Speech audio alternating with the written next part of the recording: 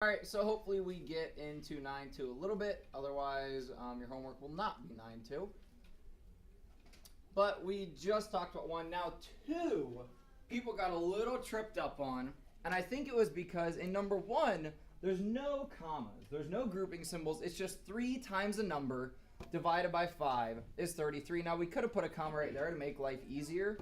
But in number 2, when we have write an equation that represents the following, 5 times a number plus 8 is 28. And then I hint that the commas are grouping the words so they can work as grouping symbols mathematically. Did anybody actually get this right? Because I did not count this question. If you have it marked wrong, it did not matter. Because I realized that the phrasing on this question was tough. So if you have the question marked wrong, it didn't matter. But what I was actually looking for, Thomas, was what the expression, the equation would be. Yeah, do you know how to say it? It was 5 times, and then parenthesis. Yeah, parenthesis. X plus 8, and then close parentheses 28. So guys, this is why the commas are around that. A number plus 8 is its own value grouped together. So that should have been 5 parentheses x plus 8, or some variable plus 8, and your parentheses then equals 28. Questions on that? If you got it wrong, do you see why? Like that was a little tricky. Those are hard to read, especially when there's not commas. So look for the commas to tell you what to do. Anyone for number 3? People should be asking. I know that people in this class missed this. Number 3, how is E attached to 19? Through addition. So I subtract. Here's the trap some of you fell in. You're like, oh, 19 minus 19, it'll be 0. Except it's negative 19 minus 19. So it equals negative 38. Negative 19 minus another 19 is negative 38. Questions? Number 4. What do we do first here? We have 2x minus 10 equals 8. Eminal? Yeah. Add 10 to both sides. That gives me 2x equals 18. Then we would need to divide by 2 on both sides, and we get that x is equal to 9. I'm moving quick, so I'm not necessarily showing all of my work. But now I want some group participation since I think some of you are still too tired from the weekend. When we look at number 5, determine which is equivalent and then solve. Bella, what do you think? Which one would be equivalent and how did I get there? I chose C because I just did the distributive property. C, because if we distribute, 4 goes to the 3x, and 4 goes to the 4. It gives me 12x and 16. So then we solve.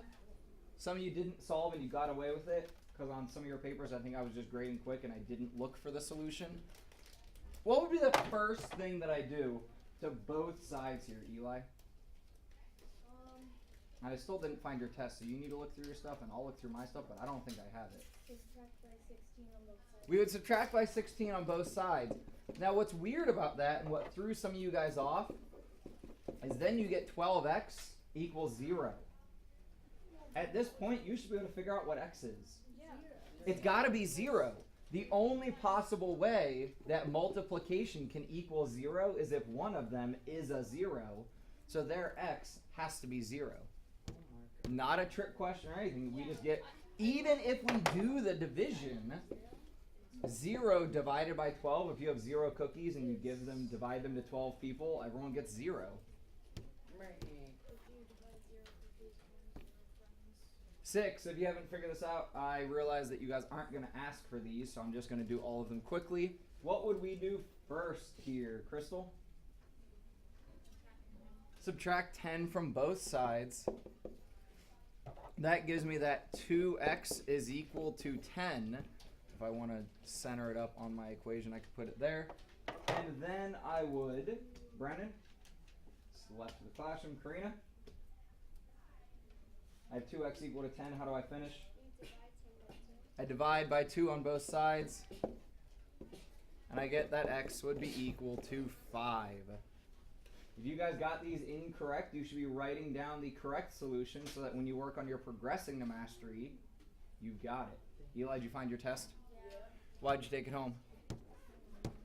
So before you leave my class, whenever we're taking a test, you need to ask yourself if you've turned your test in, because this is not the first time that you've done that.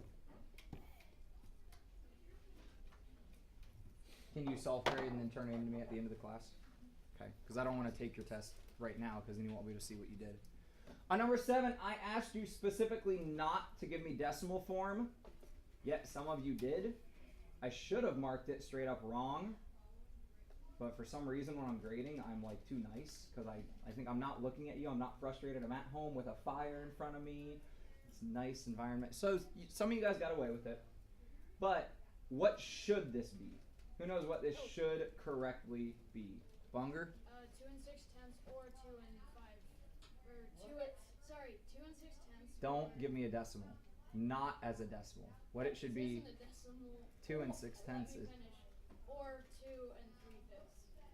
Right? What? No? not That's what I accurately. got. Eli? 2 and 2 thirds. If I divide on 3 or divide by 3 on both sides, I get that h is equal to negative, first off, 8 divided by 3, which can become negative 2 and 2/3. Or if I were to accurately represent it as a decimal, negative 2.6 repeating forever. We cannot write that 2 and 6 tenths. We cannot write it 3 fifths. We do not want to round. This goes forever. So I either use the 2/3, which is a decimal, or really would turn into a repeating decimal, or if I write this as a decimal, I use the repeating bar. Questions about that, Crystal?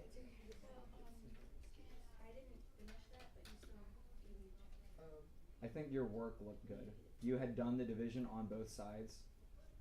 Because really, you can leave it. We could leave it right here. You could be done right there. Because I said leave it in rational form. That's rational form. You can leave it improper. So if you want to talk to me about it afterwards, we can. I just don't want to check it out right now. What's the tricky part on 8? Somebody that fell into the trap, have you seen what mistake you made? A lot of you missed half on this. Do you know, Bella? Well, I got it right, but I was going to say that there's 2 negatives, so it equals a positive. They're negative on both sides. So when I do the work and I divide by -7 on both sides, I get that Q is equal to a positive 7. Because negative 49 divided by -7 gives me a positive 7.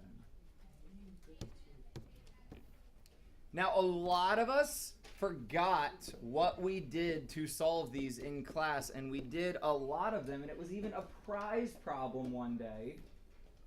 But yet, some of you completely forgot what we do when we have the fraction in front of here. Cassidy, what do we do because I have a fraction in front of here? We multiply by its reciprocal. If you got this wrong, write this down. We multiply by 5/3. Multiply by 5/3.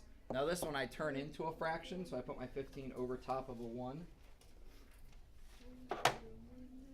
That gives me on the right side negative 75 over 3, or a negative 25 for my final answer. Some of you guys give me positive 25 and you missed half because you forgot the negative. You gotta pay attention to the negatives. If you've seen back right below my dry erase board hanging there, that bridge that literally tore itself apart. Look at it sometime if you haven't seen it. I'll show you guys a video if you're curious about it too. It literally just started waving back and forth until it ripped itself apart.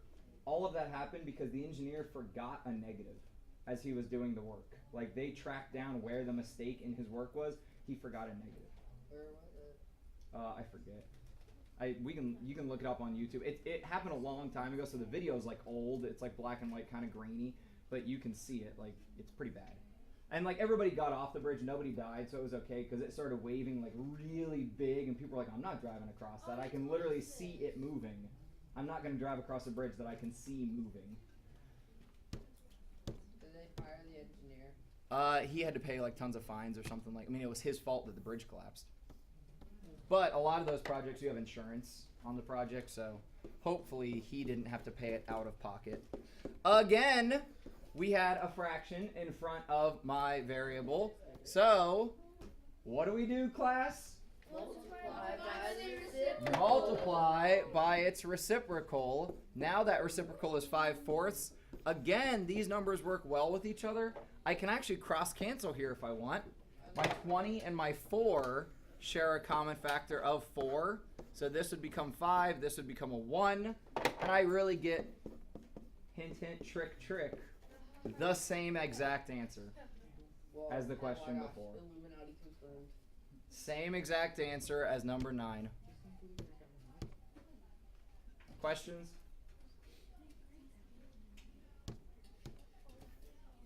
Now 11, divine what is happening to the K?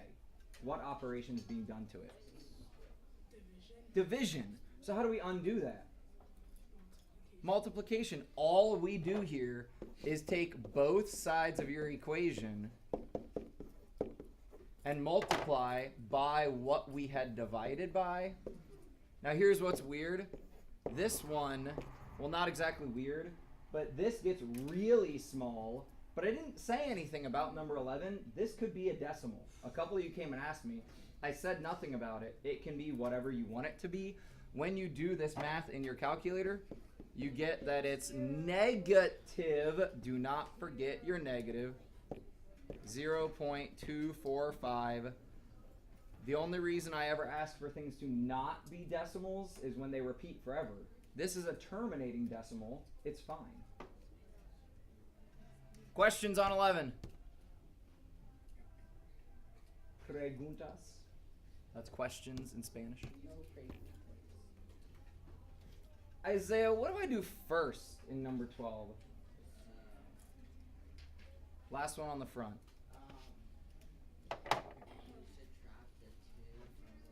I'm going to subtract the 2 from both sides because I always have to deal with the constant value first. That gives me 3x equals 18. Zach, what do I do then? I divide by 3 on both sides. That comes out to be a nice value of 6. Safe. Any questions from the front remaining? Any questions from the front remaining? All right.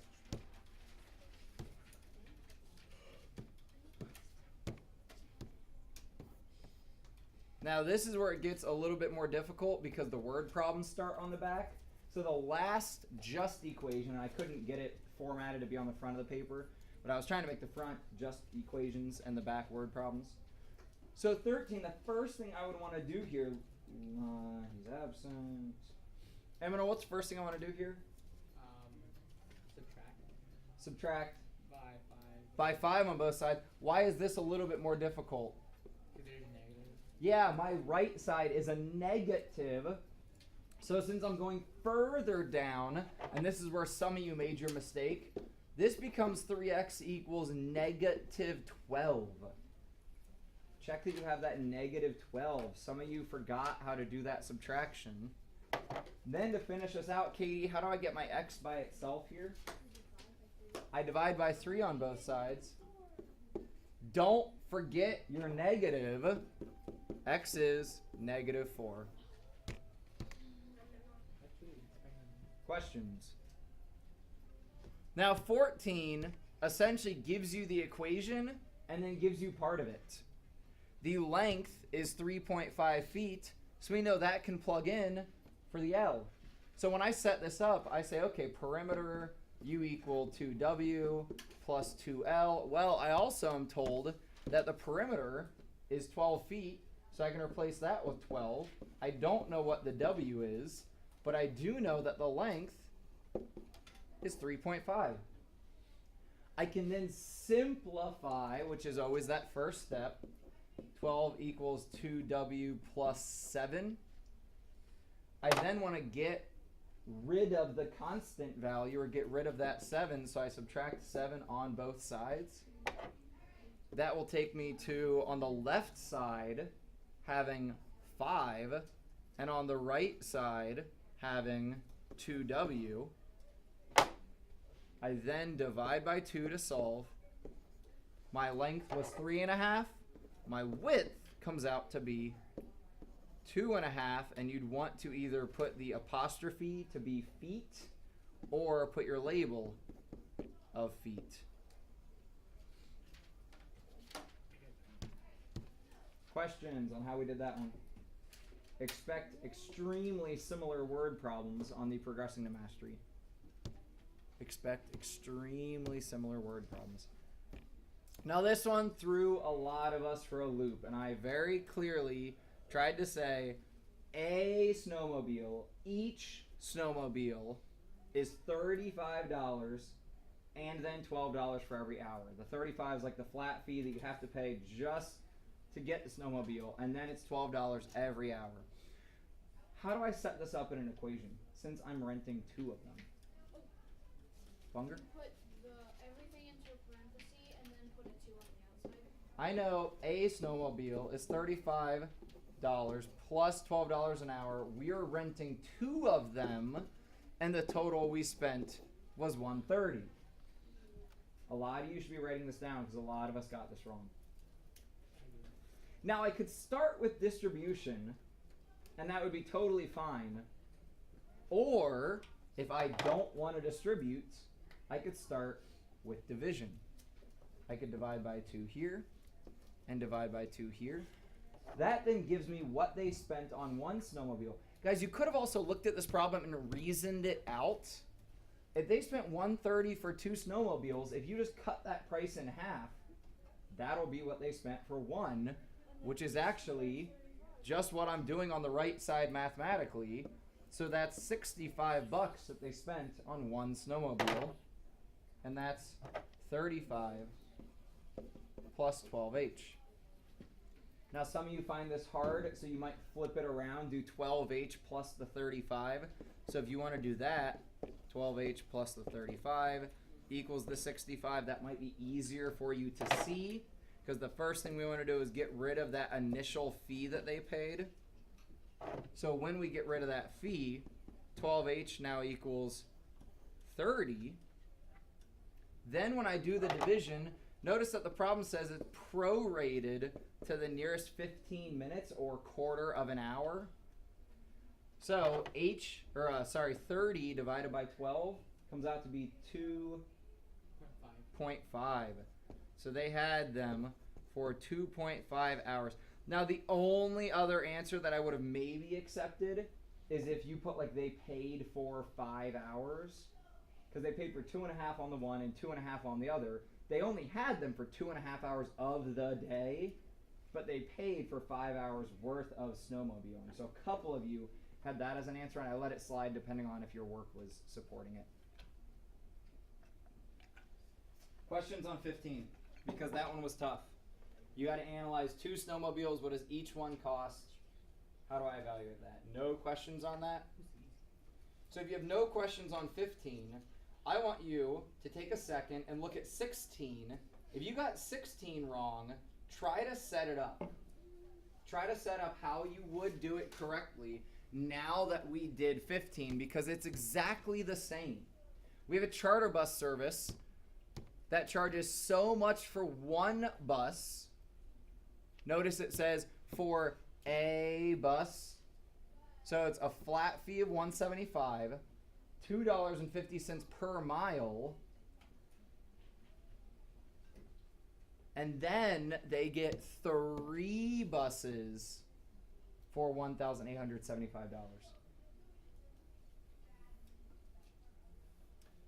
You should have, when you go to set this up,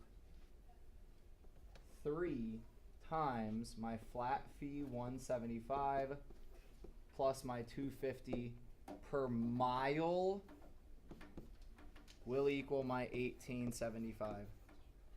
Again, I could distribute, But what's an easier way to start? Divide 3. by the 3 on each side. So if I divide by 3 on each side, I really am looking at what they paid for each bus. That'll give me 175 plus 2.5 M equal 1875 divided by 3. Don't remember that one.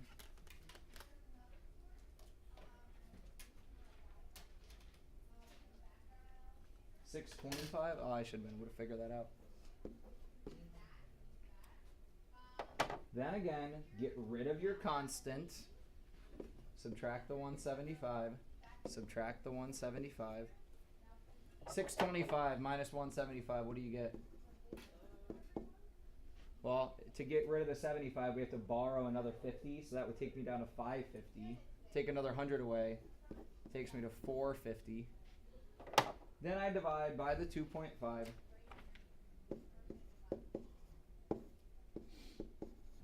And I get that their M value, or their miles traveled, was 180. So that would have a label of miles. Question. So that means they went 90 miles to get there and 90 miles to get back, or they only drove 180 miles, got dropped off, and well, tough.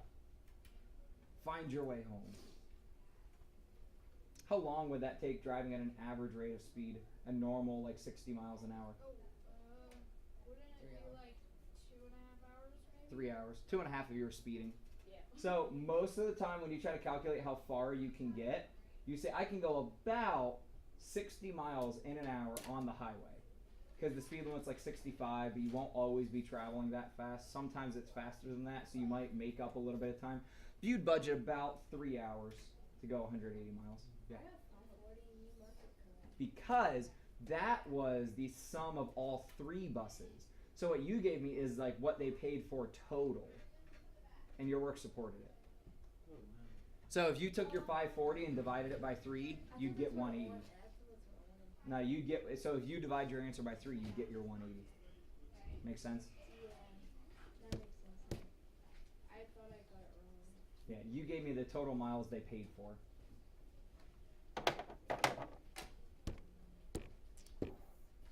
Now, 17, some of you misunderstood the problem. Make sure you're looking at what's actually being asked. How long did it take each pump? You should have 2 different answers here, because it says each pump must remove 1,200 gallons of water. It's 2 different buildings. 2 identical buildings. They're not working on the same building. Some of you like put the pumps together and you solved only one problem. 2 separate buildings, 2 separate problems. Pump A works at 40 gallons a minute. So 40 times however many minutes needs to equal the 12,000. When we do the division on both sides, we get rid of one of the zeros. That chops off. Then 1,200 divided by 4 equals 300. But why is 300 not my answer, Oriana? It wants the answer in hours. Because you would not go to your boss and say, oh, it's going to take 300 minutes, boss. Then you'd be like, okay, how many hours? Because 300 minutes, that's kind of dumb to say that big of a number. How many hours is that? 5. That's 5 hours. Because to get there, we would divide by the 60 minutes in an hour. B, I'm not going to do the work for it because it's the same exact work. It would take 8 hours. It's a smaller pump. It will take longer. Questions?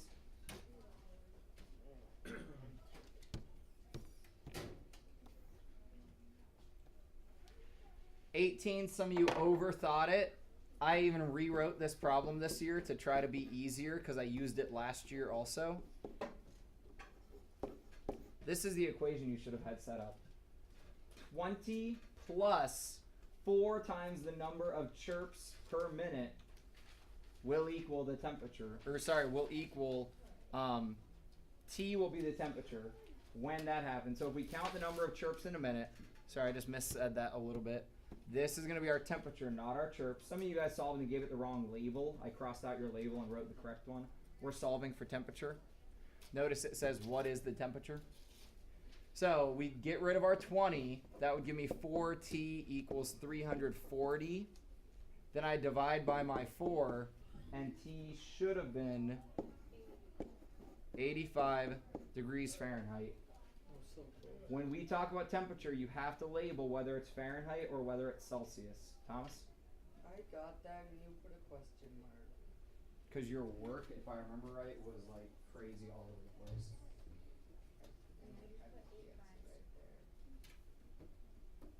So what I see is T 85. I don't see T equals 85. I don't see degrees. I don't see Fahrenheit. And your work took a while to space and I can't find your answer. Sorry, I'm sorry that it was there. And I put a question mark. I didn't mark it wrong, but I marked it as this is not good because initially over here it told you to do your work on a separate sheet of paper. In the initial directions for this mastery, it told you to put your work on a separate sheet of paper. And some of you chose to not do that, and I told you, okay, if your work is clean and I can read it, it's okay to have on the test because you'd already started. But if I can't find an answer, I'm only going to look for so long. Sorry, in high school, if your answer is not where it's supposed to be, it's like it doesn't exist. Well, I mean, following directions is pretty basic. They've been working on that since you were in kindergarten, and they said, okay, line up. Okay, get in there. Okay, take your right shoe. Okay, like, come on. Following directions, guys. A, some of you thought too hard about A. Some of you realized, like, wait a minute, I know this. What else is 32 degrees Fahrenheit? What does that temperature represent? Freezing. Freezing. What is the Celsius temperature for freezing? 0. 0. So when you plug this 32 in, what you should have seen from the work is Celsius equals 5/9 times 32 when I plug that in, minus 32. Well, wait a minute. 32 minus 32 is 0. 0 times anything is 0. Your temperature is 0 degrees Celsius. Now, part B was more difficult. You did actually have to solve part B. That's why part A was so easy. For part B, I'm given the degrees Celsius, so I have to plug that in for the C. I'm going to leave a bit of space over here. What do we do to get rid of a fraction? We use its reciprocal. So to get rid of this 5/9, I do not want to distribute it. That will make things messy. I want to get rid of it. So I multiply by its reciprocal. And look, these numbers even work well together. The 5 on top, or sorry, the 5 on bottom and the 35 on top both share the common factor of 5. So this becomes 1. This becomes 7. 9 times 7 will give me 63 on the left-hand side, equal to, gravity works, 63 equal to, now I just have f minus 32. How do I get f by itself? Add 32. Add 32 to both sides. That then gives me that my Fahrenheit temperature is 95 degrees.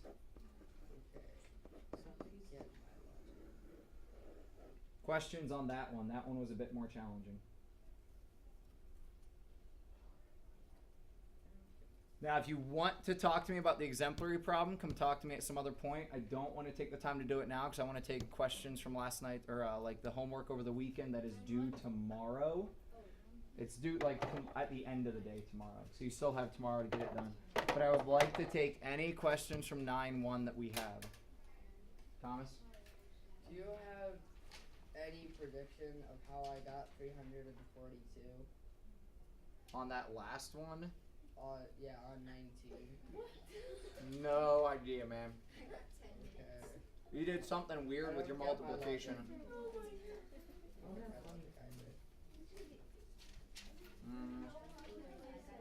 Logging me out. so we can die?